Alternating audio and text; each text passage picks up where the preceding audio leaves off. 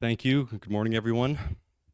Over the past summer, we once again faced significant wildfire activity in the Northwest Territories. Fires threatened communities, impacted residents, and put pressure on our emergency management systems. It was a stark reminder of two recent emergencies that tested our resilience: the 2023 wildfire season and the 2022 flood in Hay River and the Katludiji First Nation. These climate-driven crises underscore the importance of preparedness, coordination, and learning from the past. That's why we're here today, to share the Government of the Northwest Territories' formal response to the independent review of the 2023 wildfire season and to release the 2022 flood after action review report. In 2022, a massive spring flood hit Hay River, my hometown, as well as the Katludiji First Nation Reserve and surrounding areas. More than 4,000 residents were affected, 500 homes and businesses damaged or destroyed, and dozens of sites contaminated, creating complex recovery challenges. The total response and recovery cost is estimated at $93.6 million. The independent review identified best practices, but also clear areas for improvement. Key lessons included the need to update flood risk maps and strengthen risk assessments, building greater capacity in the NWT Emergency Management Organization, expanding training for territorial and community emergency staff, and improving communications and evacuation planning. While the GNWT's formal response will be issued later this fall, many of these recommendations are already being addressed through updates to the NWT Emergency Plan, new training initiatives, and closer collaboration with community and Indigenous partners. Following the 2022 flood, the 2023 wildfire season brought unprecedented challenges. Tens of thousands of residents were displaced, our systems stretched to the limit, and our capacity tested by a long and complex emergency. Because of its scale, this review was overseen by an independent oversight committee made up of individuals appointed by the GNWT, the NWT Council of Leaders, and the Standing Committee on Accountability and Oversight. The review was clear: sustainable resilience requires structure and resources. The GNWT accepts the vast majority of its findings, and we are already acting. Key actions include strengthening emergency communications so residents get clear, timely information, expanding training and exercises for GNWT and community governments, recognizing Indigenous and community governments as full partners in preparedness, response, recovery, and mitigation, reviewing and updating the Emergency Management Act to reflect today's realities, and enhancing emergency social services so vulnerable residents are better supported. Action already underway. Many of these challenges were already viable in the many of these actions were already visible in the 2025 wildfire season. We launched a Fire Behavior Service Center to provide regions with expert forecasts and modeling tools. We expanded the Fire Smart program and held the first ever territory-wide wildfire preparedness workshop. When wildfires threatened communities, local fire departments stepped up, often supporting one another across regions. Crews trained together earlier in the season, developed new skills, and worked side by side with volunteers and community leaders. We also improved how we communicate and coordinate by establishing a joint information center, holding regular calls with Indigenous governments, and providing consistent updates throughout the season. Taken together, the after-action reviews of the 2022 flood and 2023 wildfire season underline the growing risks of climate change. Hotter, drier summers mean more fires. Shifting weather patterns means floods in new ways and new places. Preparing for these realities requires sustained investment, strong partnership, and a whole-of-government approach. The review gives us a clear roadmap. They provide evidence-based recommendations to strengthen our system and improved outcomes for residents. Our collective experiences have shaped our response. We are learning, adapting, and building a stronger, safer, and more resilient territory. Emergencies will come again, but the lessons of the past 2 years and the partnerships we are building, with those we are better respond to and prepared to meet them. I want to close by sincerely thanking everyone who stepped up and helped respond to these emergencies. So many people went above and beyond: staff, volunteers, host communities that welcomed evacuees, and partners like the United Way who supported frontline response. This season proved what's possible when we work together. Thank you, and I now invite the Minister of Municipal and Community Affairs, Minister Vince McKay, to provide opening remarks. Good morning, everyone, and thank you, Premier Simpson. As Minister of Municipal and Community Affairs, I want to begin by acknowledging the extraordinary efforts of our community governments, our Indigenous governments, volunteers, non-government organizations, frontline responders, and the GNWT staff during both the 2022 flood and the 2023 wildfire season. When emergencies strike, it is our local leaders, our first responders, the RCMP, wildfire and structural firefighters, and emergency coordinators who stand shoulder to shoulder with residents. Their dedication and courage are the backbone of our response system. I want to recognize their contribution here today. This work is also deeply personal to me. I was there during the 2022 flood and the 2023 wildfire in Hay River. I was on the ground as a volunteer firefighter. I saw firsthand the devastation to people's homes, the anxiety of families being evacuated, and the strength of neighbors helping neighbors. I also know firsthand the challenges that responders face: long hours, limited resources, and the pressures making decisions, difficult decisions in dangerous conditions. That experience stays with me every day in this role, and it reminds me that our priorities, our policies and systems must always serve the people at the heart of these events. Every emergency is unique, and so is the response. There is no plan that covers every emergency scenario. And so we need to rely on our training and recognize the importance of working together. These truths became crystal clear to me during the Hay River evacuations in 2022 and 2023. I've been in emergency services for over 30 years. With every event I've worked, whether it's big or small, I've seen improvements to our response. But one thing has never changed. After every emergency, it is absolutely critical to hold a debriefing. We need to talk about what happened. We need to learn, and we need to know how we can do better next time. Let me tell you about one moment that is burned into my memory. It was the start of the 2023 wildfire in Enterprise and Hay River. I got a phone call from a mother. She was frantic, terrified. She was screaming that her son was trapped on the highway between Hay River and Enterprise.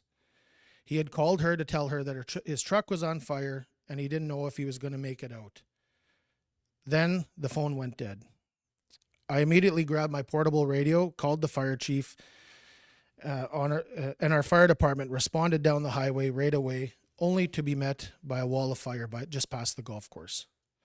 That night, when it was finally safe to do so, firefighters from our department went down the highway to search the many burned out vehicles to see if anybody had perished. With no communications, there was no way of phoning anybody to reach out to find out if these people made it out safely. That moment, along with the many others, is why I ran for MLA and why I firmly believe that we needed a third-party independent review.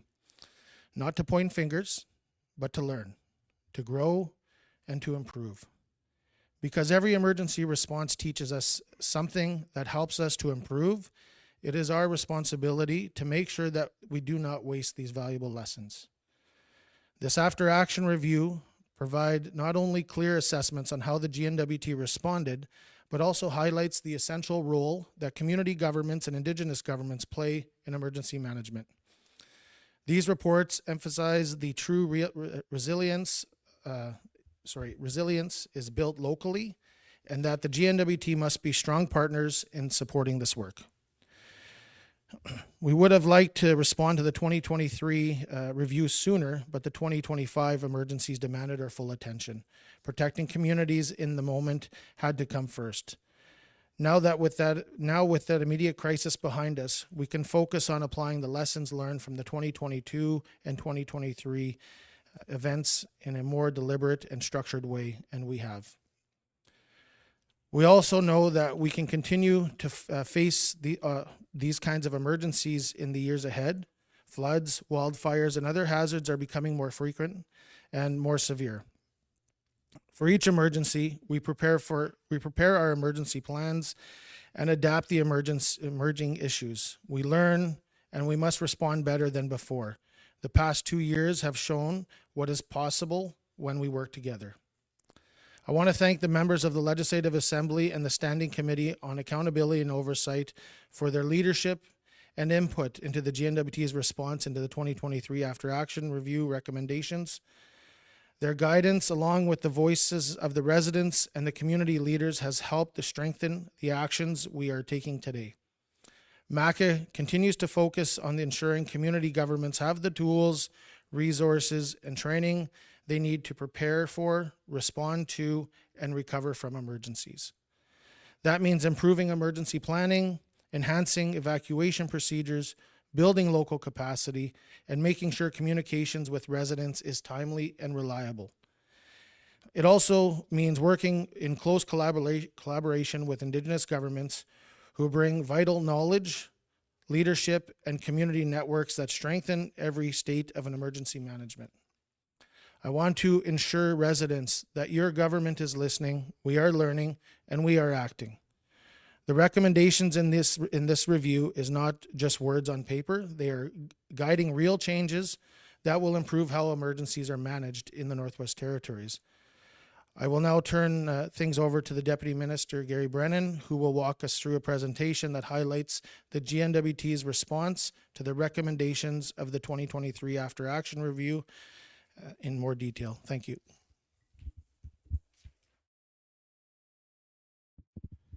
Thank you, excuse me, Minister, and thank you, Premier.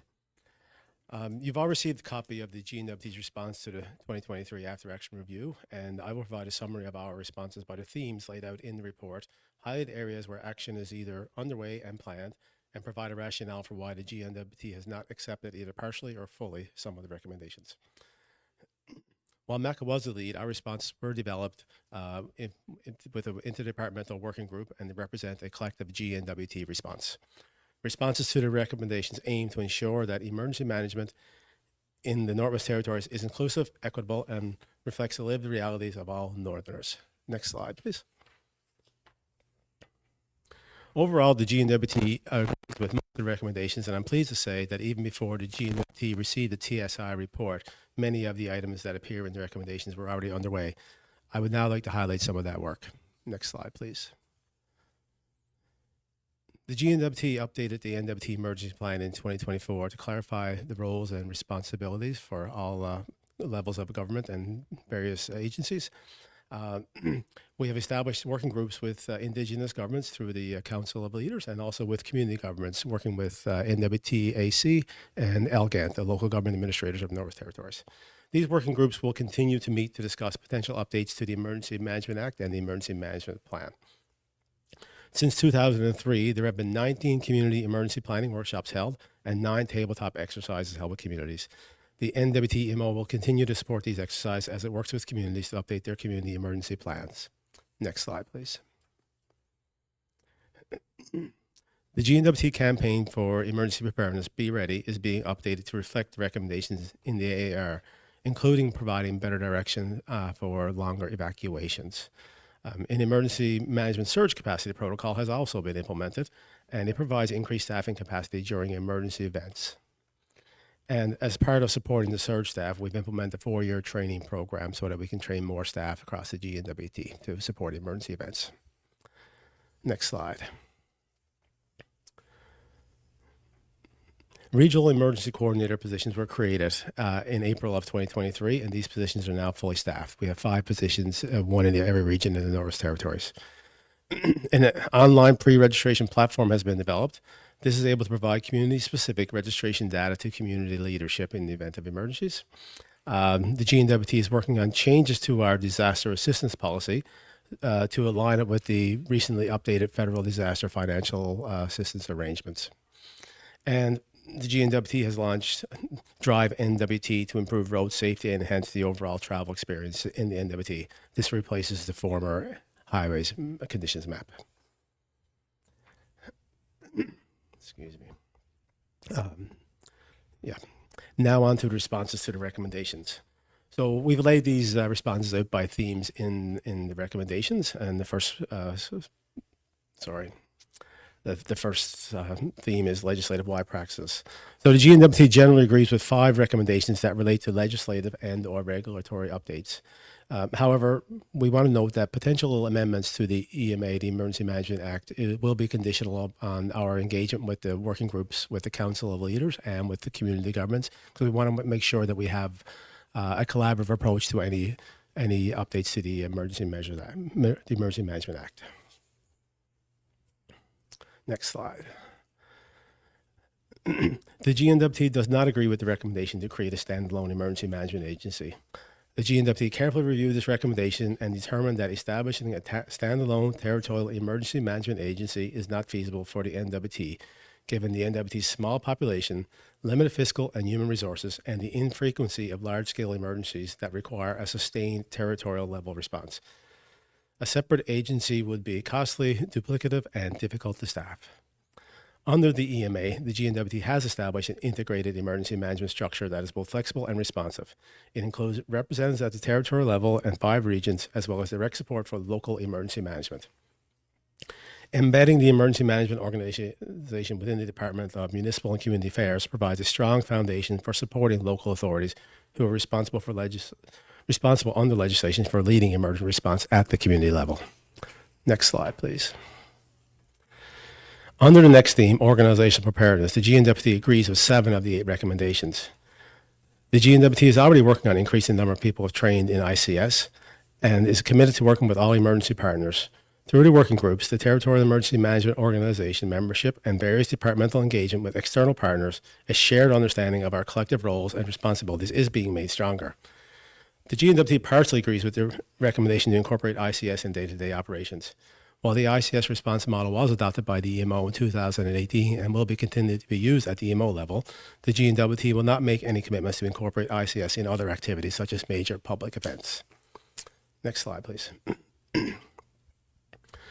There were 5 recommendations under the Community and Personal Preparedness section, and the GNWT fully agrees with 4 of these. The GNWT continues to work with communities to not only develop community emergency plans, but in supporting communities in being prepared to action those plans. The GNWT actions the Fire Smart program through the Department of Environment and Climate Change, and the GNWT continues to work with community governments on identifying and supporting essential services and working on business continuity plans going forward. We partially agree with the recommendation to emphasize longer-term preparedness for evacuations, as 72 hours is an international standard used for emergency preparedness. But that being said, the GNWT will update the Be Ready campaign to include messaging for extended evacuations. Next slide, please. There are 3 recommendations in the section about roles and responsibilities, and the GNWT agrees with all 3. One of the focus points in the update is to the emergency plan in 2024 was to further clarify roles and responsibilities, including roles for GNWT departments and agencies, as well as roles for local authorities. The GNWT has committed to developing a model to formally incorporate Indigenous governments into the NWT emergency management system, and engagement with members of the NWT Council Leadership working has begun and is ongoing. In the theme of understanding risk, the GNWT agreed with 3 recommendations, although 2 were out of scope of this after action review as they related to wildfire response. Those, excuse me.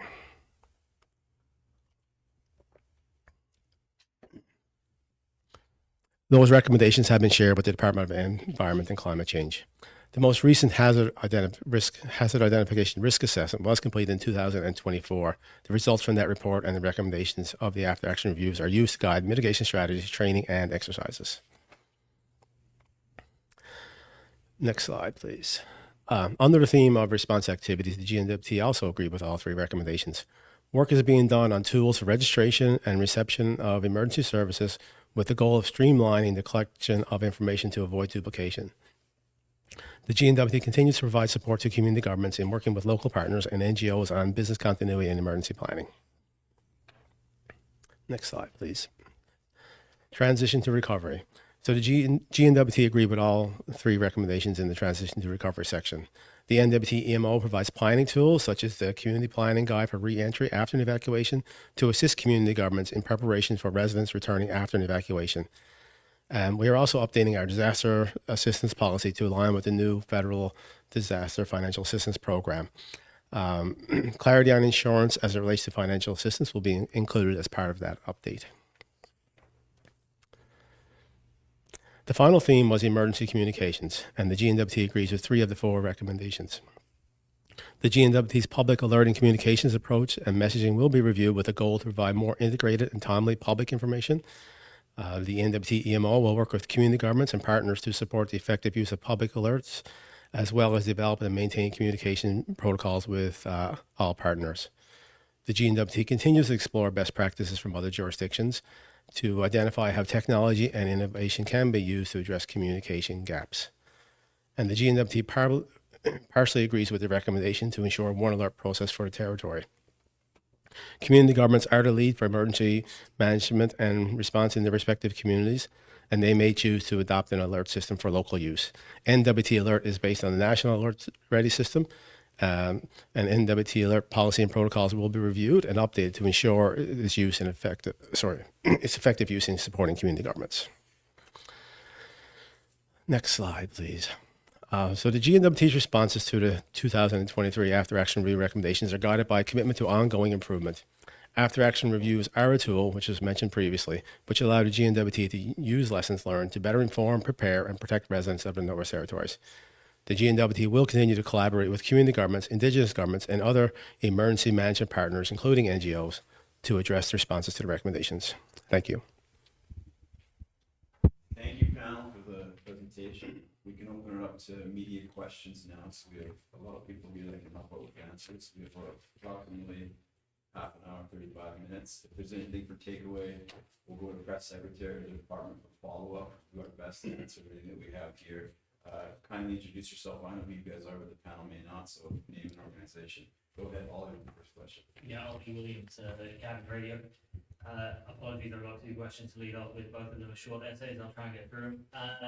One of the biggest recommendations, and certainly the most transformative one in the review, is the only one that the GNWT has outright rejected. The territory says the existing emergency management system works, even though many residents and the review authors who were hired to figure this stuff out say the existing system let the territory down 2 years ago.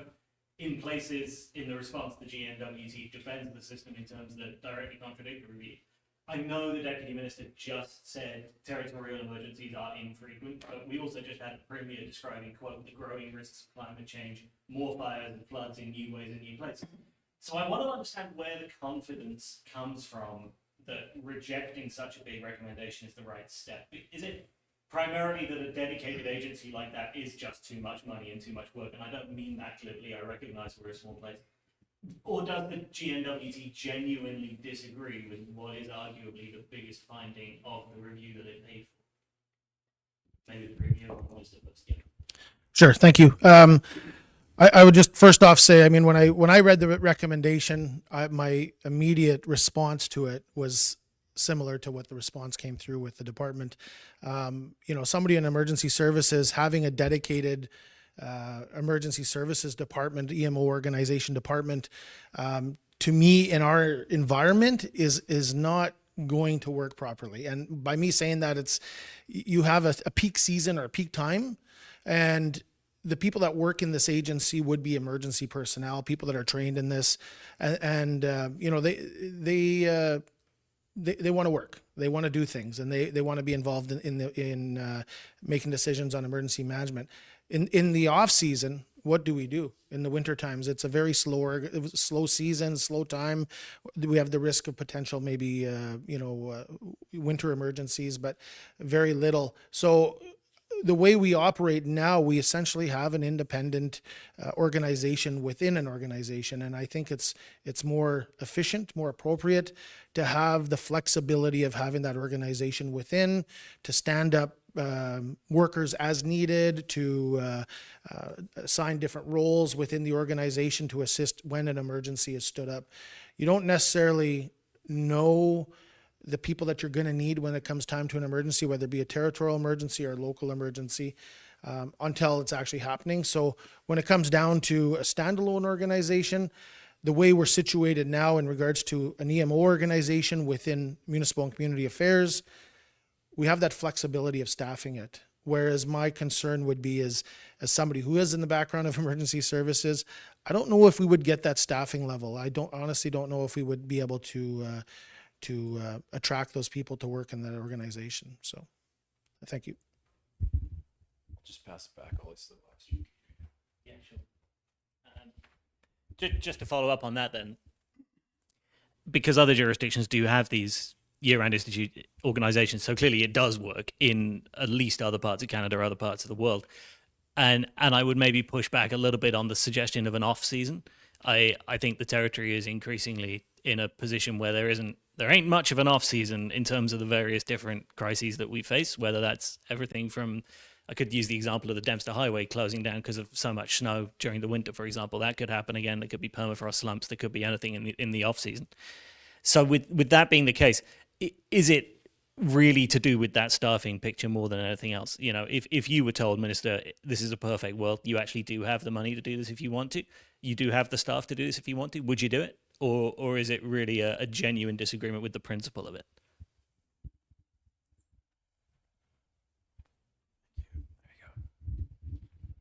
So would I do it? No. And for me, I think the situation is whether it's a territorial emergency, local emergency, are we going to staff a department to essentially have some peak times? When you're talking about other provinces having, standalone emergency measures organizations, they're big provinces, heavily populated, lots going on.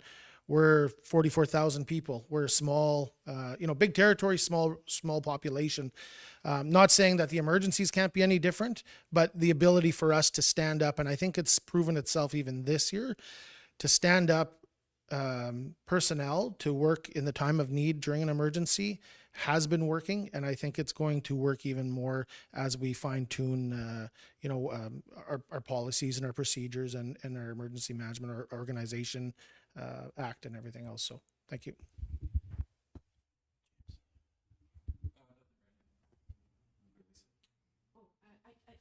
I'm sorry. My name is Lisa. I'm with True North FM in Yellowknife. And I just wanted to ask, so with the after action review, when you were kind of reviewing that and going through all the changes, did you consult with people at the emergency response front lines, like the leadership and the people sort of working at the front lines? Were they kind of consulted in assessing the changes? Thank you.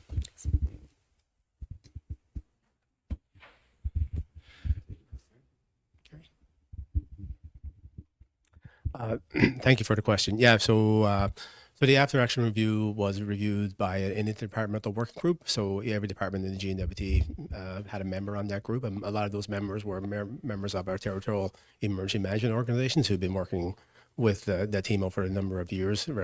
So the department. So because this was I guess a confidential process up until now, we didn't actually consult with external parties. It's just a GNWT response at this stage of the game. Thanks.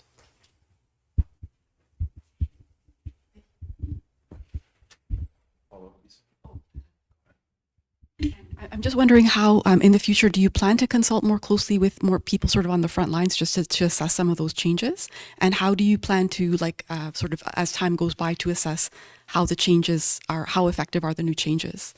Thank you.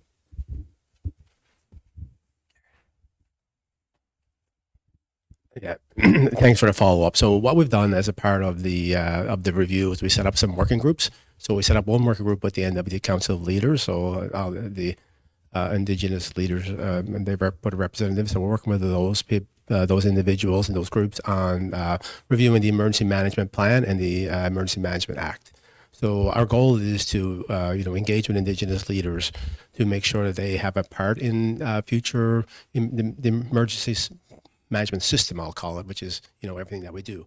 So they have a lot of good information. They have the traditional knowledge that we don't have as a government. So we're trying to embed that into our systems. They deserve to have a decision-making authority in some of the work that we're doing. We also have another working group with communities. So NWT communities are actually the folk that are the local authorities under the Act who are in charge of local emergencies, and we're working with them as well to to review the system, the plan, the Emergency Management Plan and Act, and see if what changes they would like to see going forward. And through that process, we're going to develop an updated plan, make any necessary regulatory changes that are required as well. So that work is ongoing. Those groups have been formed, and it's probably a longer term process, but an important one for this government. Thanks.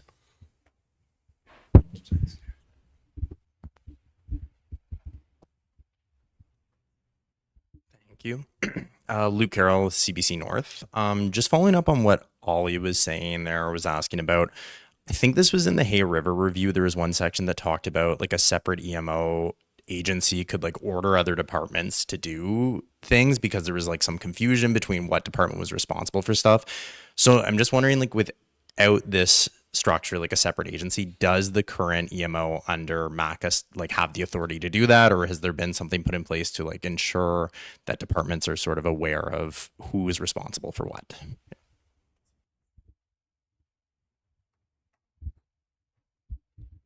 Thank you. And having been familiar with the Hay River thing, the Hay River EMO, yeah, so I know there was some issues in Hay River in regards to, the structure and the layout of their EMO organization, which they've also obviously reflected on during their review, similar to ours. The difference is with us in the GNWT, or in any EMO organization, you're working off the legislation and the act, and that kind of guides you on what your resources can be, or how you're able to attract these resources and stand up different agencies. So when it comes down to the ability to stand up, resources that we might need, I feel that the GNWT is able to do that in the situation that they're in and running the EMO organization within MACA. So yeah, I don't foresee any issues with that, and I feel that we're able to achieve our goals running emergencies in the way we are. Thank you.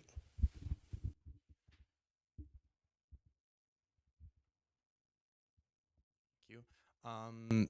So I guess like this past year, did you feel like government departments knew what they were doing for each emergency situation? It was like more smooth than it was back in 2022. And was that also, and I think this was highlighted as an issue in 2023 as well. Like, did you feel it improved from 2022 to 2023, or has it improved since then, like with the wildfire situation this year?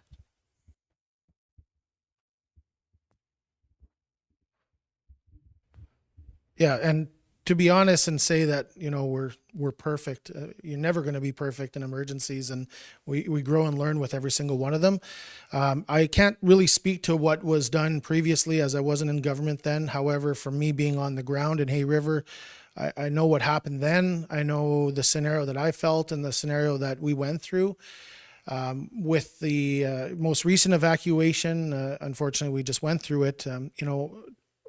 I would have to say, looking over it from, the 30,000 foot level, seeing what was going on, I felt more confident in in what the government's doing and what our government's doing and how we're reacting, being more prepared.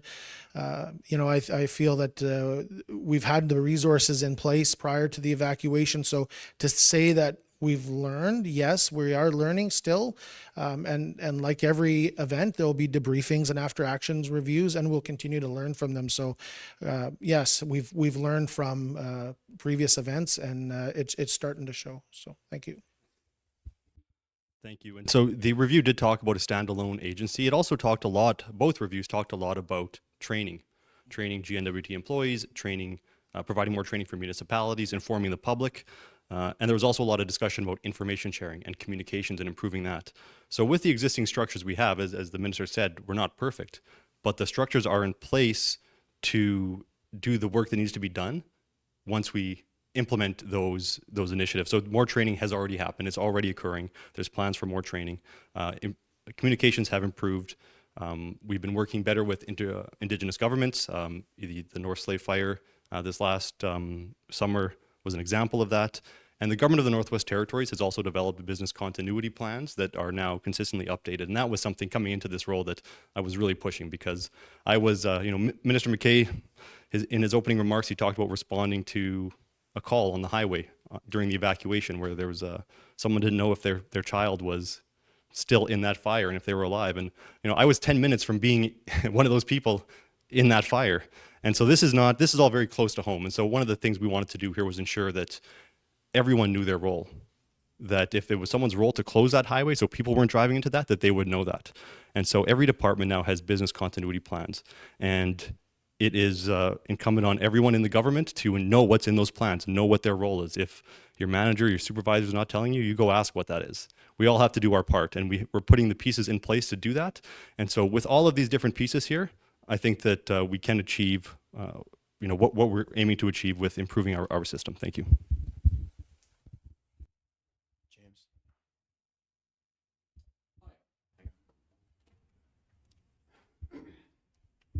Yeah, hi, James O'Connor, CKLB. You met yesterday with Ketla First Nation. Was this brought up? Was it discussed? And what was the discussion about during that meeting?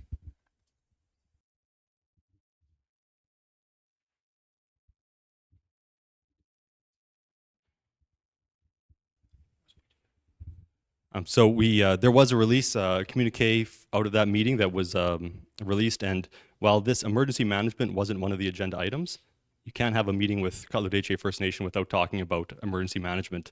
That community has been hit very hard over the past few years by the flood and the fire and other issues. So it was a bit of an undercurrent through a lot of those discussions. And so we talked about how we can better support KFN. We heard about some of the challenges that they're facing with the administration of certain things, like still recovering from the flood and the fire when it comes to things like housing.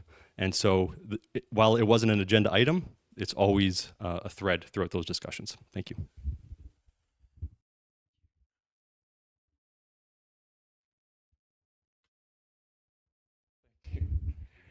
And since you're both from Hay River, let's go back a decade or longer.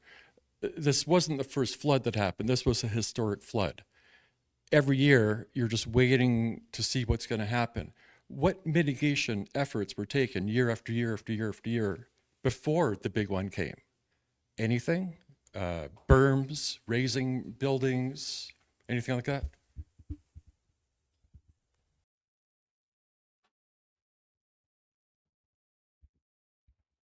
Thank you. Yeah, fortunately, like I said, I've been on the fire department for 30 years in Hay River, and with that, you're essentially stuck with the emergency management organization and assisting with that. So, every year is a learning experience. Every year, our EMO organization, Hay River, developed new plans, new procedures. Everybody talked about the big flood of 1963. There was always preparedness around that. Of course, the 2022 flood has been the biggest so far, most costly, most impacted. So again, we're always learning. A lot of the impacted area in Hay River has always been the Vale Island area where I grew up. And we evacuated to the new town. We always evacuated and stayed in the arena or stayed in with family members on the mainland. So a lot of the stuff that we did in the town was always developing and always growing. So similar to what is happening now with the GNWT is we've never been in a territorial state of emergency.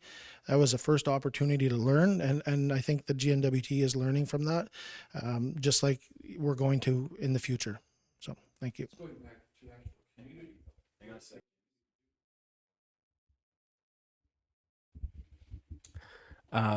Yeah, I just want to add a little bit, and I'm not from Hay River, but one of the things that the GNWT is currently doing, though, is updating flood mapping for all the communities that are at risk. So working with environment and climate change to do some mapping so that we can help communities plan for future growth so that we're not building homes and businesses and any infrastructure in floodplains. So we currently use maps that were developed by Canada, I think back in the 70s or 80s, and we're updating the maps here so that'll be done. A lot of it will be done in this fiscal year, which will give all communities on the river system, basically, which are higher risk, and the ability to plan how the future looks for them to help them avoid floods that may happen in what we're planning a 1 in 200 year event. So thanks.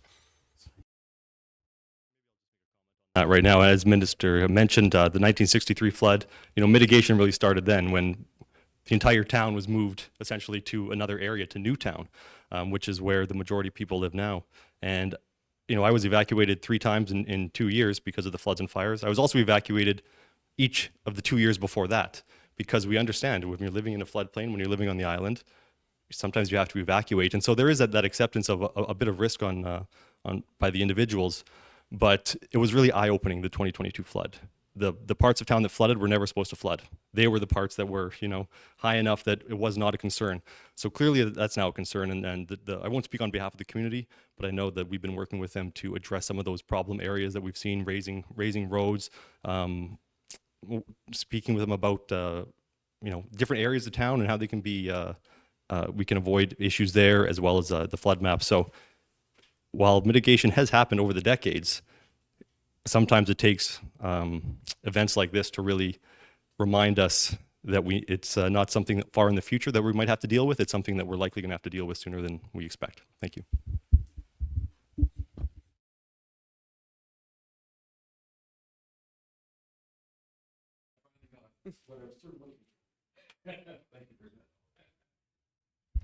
Yeah, thanks. I want to look at a case study a little bit, because I get the message that this is less about let's have a new agency and more about let's just make sure the one we have is more joined up.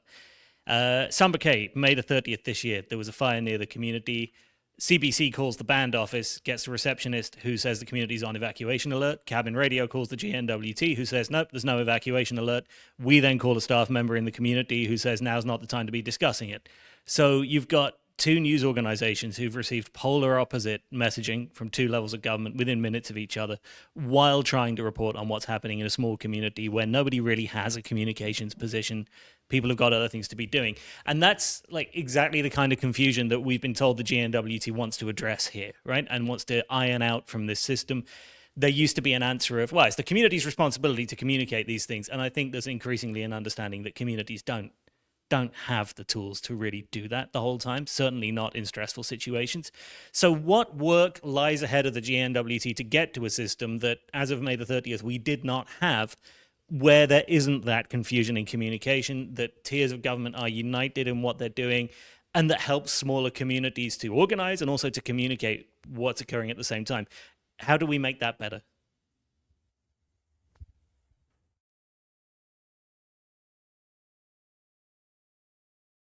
Yeah, thank you for that. Wonderful world of social media, and one of my concerns have always been is the lack of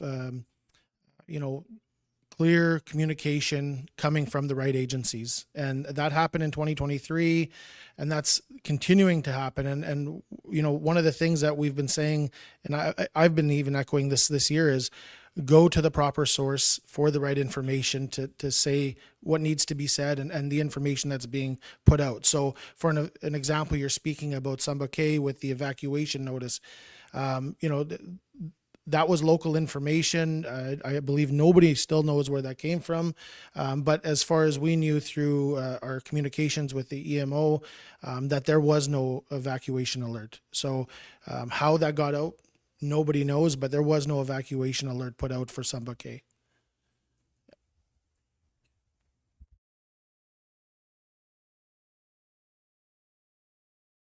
Maybe let me try again on that. I recognize that. I mean, there wasn't really any mention of social media in the question, and I think both news organizations did go to the place they were told to go to get this stuff, and that kind of is the problem that I'm looking at. I'm interested in what specific actions lie ahead of the GNWT now to solve some of that. I think some of that's included in the response document, and maybe just outline that for us a little bit. But what are you going to be doing from now onward to make sure that those challenges are kind of solved, that those obstacles are met?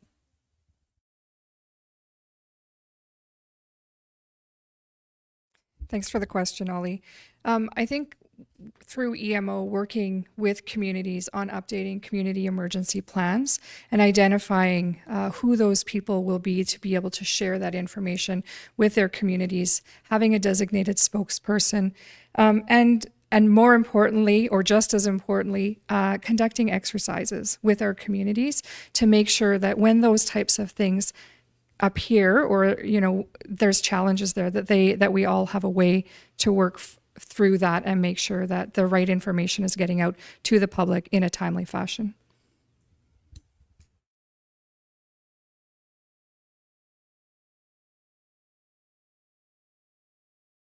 I'm wondering, there's just been so many reviews that have gone through. I'm wondering if someone can just give kind of a point form update of like what reviews have come in, what's been done on each review, what's left to happen, just like a quick summary. Is there someone who might be best suited for that?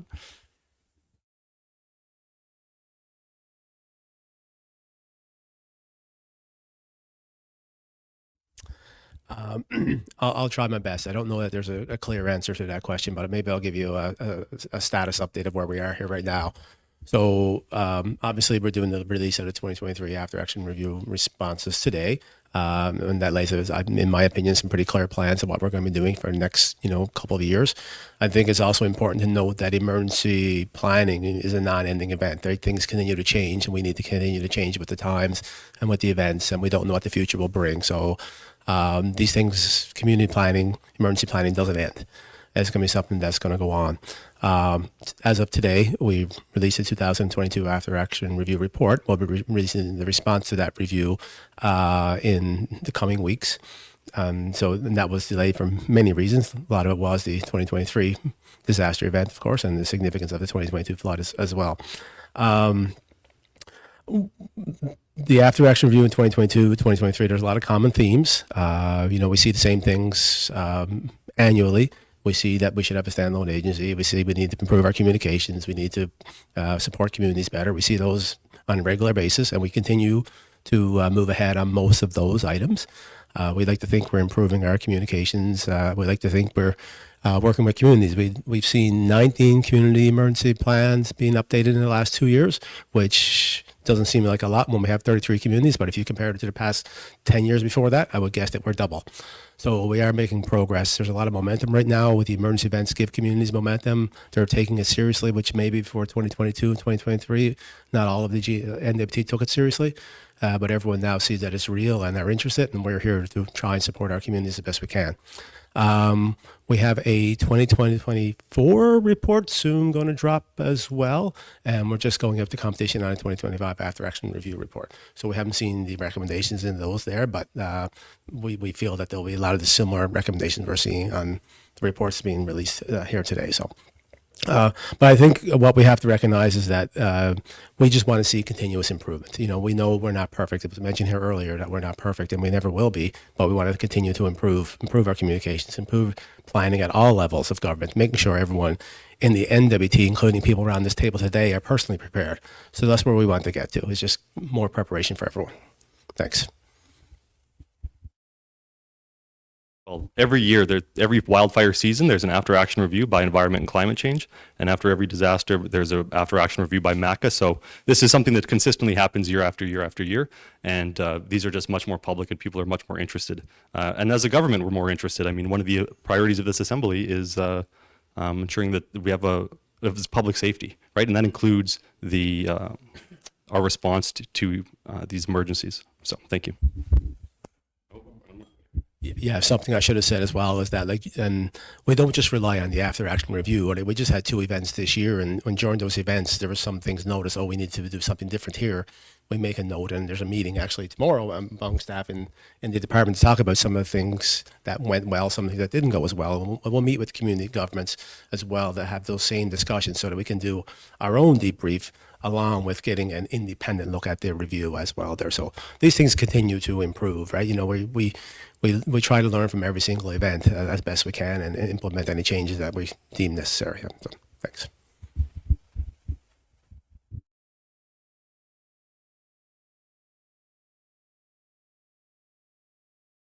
I got 2 more questions. One is, the first one, I just want to follow up on that, Gary. You said there were some things this year that you've noticed and said, oh, okay, well, that needs to be improved as well. In broad brushstrokes terms, at least, can you talk a little bit about what you've noticed this year?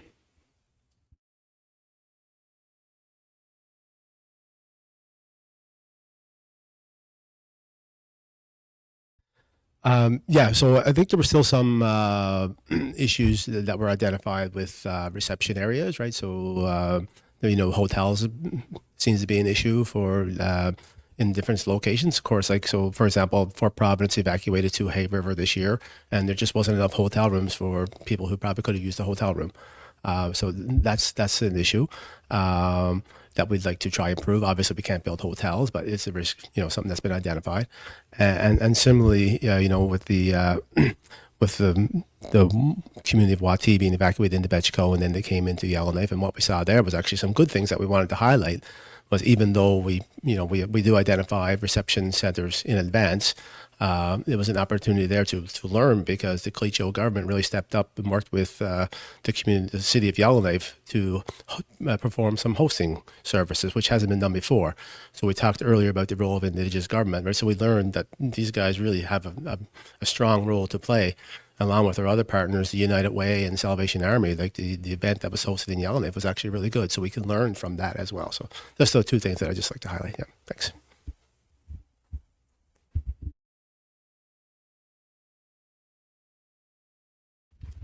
And last one from me, and this is kind of an open question to anyone who wants to answer it. Can you talk to me a little bit about insurance? Because the impression I've had over recent years is that insurance creates chaos sometimes in the Northwest Territories, and historically has been something that residents find either A, very hard to get, or B, very hard to understand. And then you enter the territory of, well, you should have had insurance, so you're not covered for this. And that creates a whole can of worms for a lot of people and a lot of stress, I'm sure, both for government employees and for residents trying to deal with it. I know there are some items in the response here that discuss insurance and how that's going to be approached. What can you tell residents about what they can expect over the next, 12 months, a couple of years, that will help them understand insurance better and maybe be able to get insurance more easily, or be able to at least more readily understand what the impacts are of that?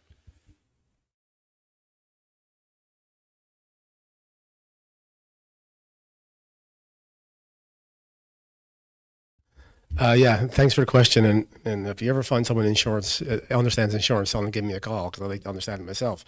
However, a couple things that are on the work. So the federal government is working at a flood insurance program right now. So they're looking across the country at because flood insurance is not largely available. Overland flood insurance is not largely available in Canada, is my understanding. Certainly not in the Northwest Territories. I think in Hay River in the 2022 flood, we identified just, I think, a handful of people who had insurance. So most people weren't covered. And the way the disaster financial assistance arrangements, which is the federal program, works is that if insurance is available and you don't have it, you don't qualify, which is problematic for a lot of people for a lot of reasons. So we expect to see some information come out of the federal working group, which GNWT is part of, in 26-27. I think closer to the end of 2027 is what I'm understanding. What we are doing on the ground, though, right now is actually trying to understand what's going on in the NWT for insurance. So we're going to reach out to all the insurers with a questionnaire about what services they actually provide, so that we can try to understand, so we can share with the public. So we hear that insurance is available in the community. We hear it is not available in the community. Sometimes it's because you own the land. Sometimes because you don't own the land, whatever the case may be, right? So all these different rationales, we're trying to understand what is actually available to residents of Northwest Territories, and it differs by community as well. So we're trying to understand that. We just looked at a questionnaire this week that's going to go out to various insurers that provide services up here. So that's what we can expect to see in the next 12 to 24 months. Thanks. One last question, and then some brief closing comments from our panel. It's pretty specific. I just noticed in I think it was the Hay River review, it mentioned about fraud in recovery practices. I just don't remember hearing too much about that. Has that been an issue that's been highlighted? No.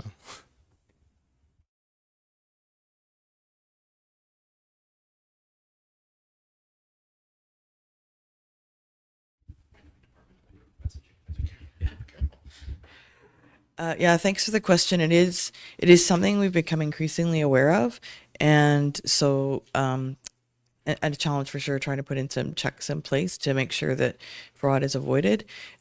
We do have, when we do intakes of various things, trying to make sure that people are residents and trying to confirm that they own their homes, and those kinds of things are challenging. And I know also with the finance evacuation relief program that the GNWT has, a fair amount of time is spent on ensuring that that they're actually registered evacuees and that they're from that community. One of the things we're looking at and one of the recommendations speaks to sort of improving registration, a registration system, and that's one thing that we're looking into as part of that is trying to make sure that that is robust and we can avoid that kind of problem. I'll speak to this. I'm the MLA from Hay River. I still have a number of constituents who are dealing with issues, and a number of. When this all started, it felt like the Wild West. I have to say, in 2022 after the flood, MACA stood up the Pathfinders and implemented the disaster assistance policy. But we had a whole community that was reeling from a disaster. They were, out of their homes were destroyed. You have a bunch of paperwork to fill out and maybe it's not clear. And so I think there's issues with the how everything initially rolled out, and that is now well understood by MAC and the government, and we recognize that there's improvements that can be made and have been made. We also had a number of companies come in from down south, and when you have hundreds and hundreds of homes in a community that are damaged, these companies go in and they start doing work, and sometimes there might not have been any flood damage in that home. Maybe they did a bit of work, but they charged the maximum amount because they knew how much was available from the government. We have some individuals who paid for things they never got, to contractors, and so I hear all of these as MLA. I'm not, I have a number of constituents who are still dealing with these issues, and so I look forward to providing my input on the response to the 2022 flood report, so that we can, hopefully avoid some of these in the future. Because, like I said, I still have constituents, elders who are, in a tough spot because of some of the things that happened. So thank you.